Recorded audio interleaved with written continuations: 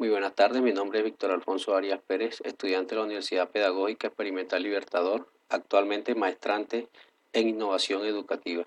En esta ocasión estaremos tocando un tema que tiene que ver con la manifestación cultural bajo la mirada de la multiculturalidad en el proceso educativo. Para eso podemos empezar a hablar inicialmente de lo que es multiculturalidad, entendiendo que Colombia es un país pluricultural debido a la gran presencia de grupos humanos que hoy son desafortunadamente considerados minoritarios.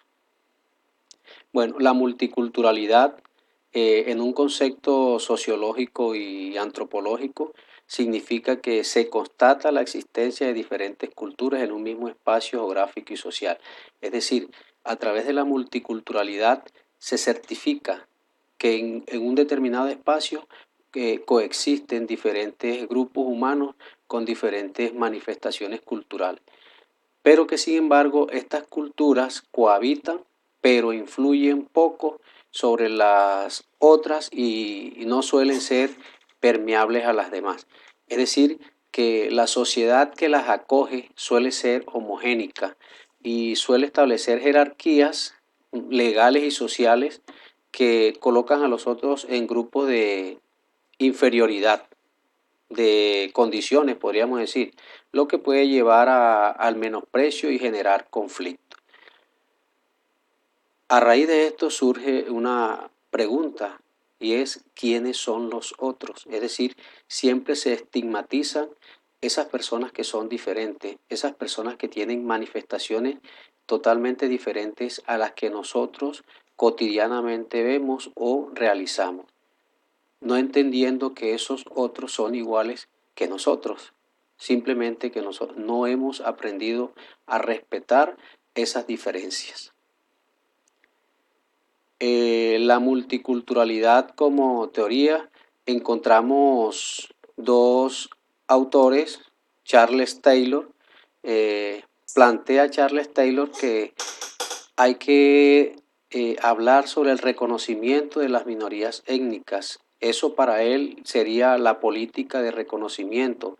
Afortunadamente en Colombia ya se ha dado un paso en torno a esto y a partir de la Constitución del 91 se han generado algunas políticas que reconocen a las minorías étnicas como grupos humanos en Colombia y que tienen unos derechos. Y Will Killacá plantea la necesidad de que los estados modernos fundados en principios liberales incorporen derechos a esas minorías. Igual la Constitución del 91 ha incorporado esos derechos y estos grupos minoritarios hoy, afortunadamente, con esta nueva ley, con esta nueva constitución, han venido ganando terreno dentro de la sociedad y un reconocimiento a su forma de vivir y a su forma de ser. Entonces, el multiculturalismo, como teoría que busca explicar las diferencias culturales, entender que cada uno de nosotros es diferente, que las tensiones y necesidades en las que se encuentran los grupos culturales, es decir, las dificultades que esos grupos minoritarios tienen a la hora de vivir o de convivir con los demás, y cuestiona la pretensión liberal por la homogenización cultural de las sociedades modernas, que es a lo que nos está llevando la globalización.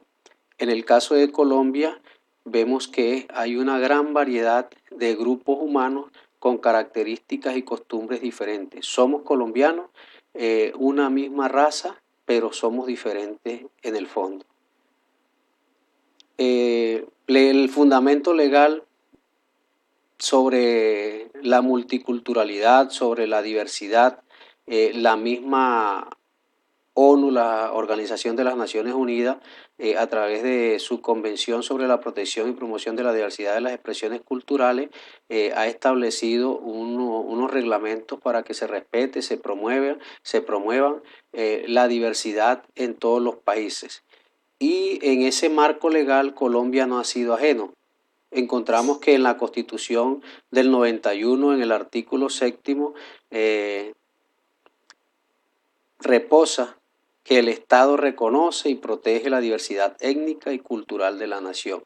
Es decir, ya el Estado ha reconocido esos grupos minoritarios, le ha dado unos derechos. Y además de este artículo encontramos en la Constitución también otros artículos como el 68 que habla de la identidad cultural, es decir, el derecho a una formación y que se respete la identidad cultural de los grupos. Encontramos el artículo 10 que habla de la enseñanza bilingüe en las comunidades indígenas principalmente, es decir, que además del español, que es el idioma oficial que nosotros tenemos, también se reconozca las lenguas nativas que existen en Colombia, que son aproximadamente 65. Encontramos la ley 725 del 2001 que le hace el reconocimiento a los grupos afrodescendientes que existen en Colombia. Es decir, con esta ley se les reconoce a ellos como grupo y se les garantizan unos derechos. Y encontramos también la resolución número 022 del 2 de septiembre de 1999, donde se establecen también unos derechos para los pueblos denominados RON que hacen parte de los grupos minoritarios en Colombia. Con respecto a la cultura, podemos decir que la cultura es la expresión del ser humano, es decir, todo lo que el hombre crea. Hay que entender que el hombre se desarrolla en dos espacios, en un espacio natural y en un espacio social, y que la cultura específicamente se desarrolla en ese espacio social. Es decir, todo lo que el hombre crea es cultura. La cultura es la creación del hombre, que se puede ir dando aprendida, por ejemplo. La cultura es aprendida, o sea que se va transmitiendo de generación en generación. Lo importante de preservar la cultura es eso, es decir, las enseñanzas de nuestros ancestros, de nuestros abuelos. Hoy vemos que en Colombia esas enseñanzas se han ido perdiendo y por eso decimos que la cultura se ha ido perdiendo también. Bueno, la cultura es un sometimiento de la naturaleza, es decir, interpreta lo biológico, la forma de ser de uno. Es simbólica, ofrece sentido y toma y formas de comunicación. Es la manera como nosotros expresamos todas esas particularidades. La cultura también podemos decir que es adaptante y mal adaptante. ¿Qué quiere decir? Que permite adaptarnos al medio, aunque a veces lo ponemos en peligro. Es decir, que por el afán de desarrollo no vivimos en armonía con el medio y lo que hacemos es destruirlo, no entendiendo que nos estamos destruyendo nosotros mismos. De la cultura podemos decir que es algo que abarca todo lo humano es cultural, ya lo decía antes, es decir, todas las manifestaciones, todas las creaciones del ser humano se le puede considerar cultura. Es general y específica, o sea que tiene la capacidad de todos los humanos, pero solo vivimos una sola cultura. Hablamos de mucha cultura, de gran variedad de cultura, pero realmente la cultura humana es la que existe. Y decimos que es compartida. Es siempre social, no individual. Es decir, tiene que ver con la relación de los seres humanos en el medio geográfico donde nos desarrollamos. Esas son entonces las características de la cultura. Algunas recomendaciones para trabajar interculturalidad en el aula. Encontramos una propuesta de un profesor de educación especial en la Universidad de Kansas y él plantea hace unas recomendaciones que en las instituciones podríamos tener en cuenta para que desarrollemos la interculturalidad, para que generemos ese respeto. De esas recomendaciones podemos recoger, por ejemplo, recoger información sobre las raíces culturales de los estudiantes. Muchas veces nosotros en el salón de clase tenemos estudiantes de diferentes grupos humanos y pasan desapercibidos, es decir, no nos enteramos de dónde son y de dónde vienen. Por ejemplo, otra recomendación que hacen es tomar conciencia de los conflictos culturales, entender que esos conflictos obedecen a quizás al desconocimiento, o no digamos al desconocimiento, sino que no respetamos, no reconocemos que hay otros grupos diferentes a nosotros. Eh, Motivar al alumnado procedente de otro lugar para que comparte información sobre su cultura, es decir, que dé a conocer, que se sienta orgulloso, que muestre, que se vista, que hable como ellos son y que no sienta pena porque es el único que se encuentra en ese espacio, y eso como que lo intimida en muchas ocasiones. Desde las instituciones se pueden realizar muchas actividades en pro de que del reconocimiento, del autorreconocimiento como diferentes que somos. Nosotros los colombianos somos una mezcla de grupos humanos. Aquí no debería coexistir el racismo ni el irrespeto por las costumbres de los demás, porque de una u otra forma todos hacemos parte de esos grupos que coexisten en Colombia. Eh, Otras recomendaciones que tenemos para trabajar la interculturalidad en las clases: intercambiar expresiones cotidianas en lenguas distintas a la propia. En el caso particular, en nuestra institución tenemos grupos indígenas y los estudiantes se comunican, utilizan, a veces de manera despectiva, pero el propósito es que se haga con respeto, que si se va a hacer, que se respete las tradiciones de los demás.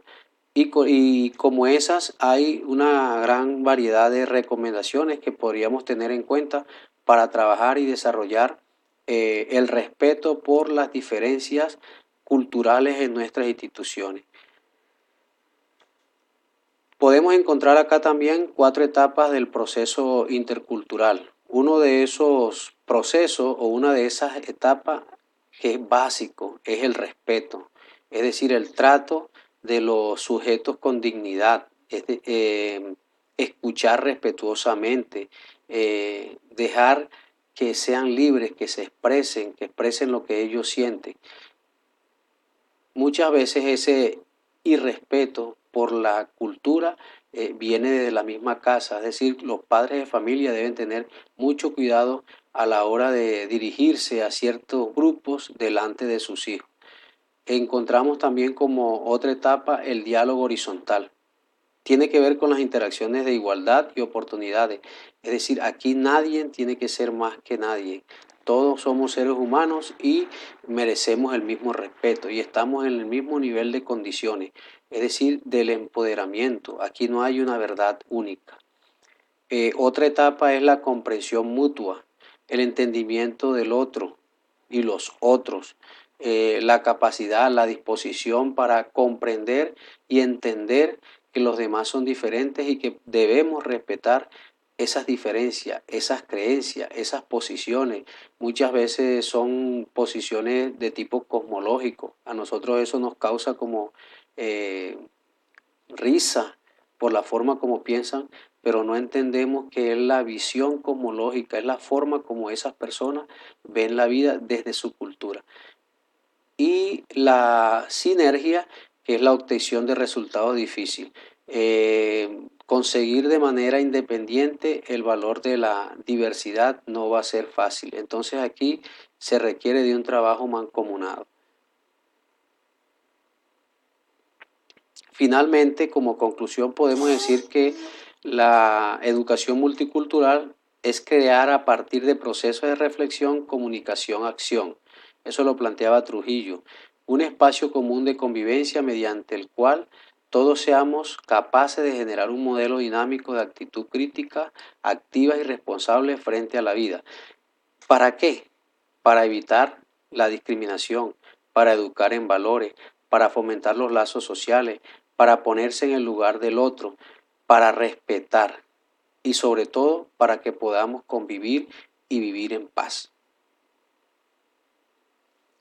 Espero que esta pequeña conversación que hemos tenido en esta tarde sea de mucha ayuda y hasta una próxima oportunidad.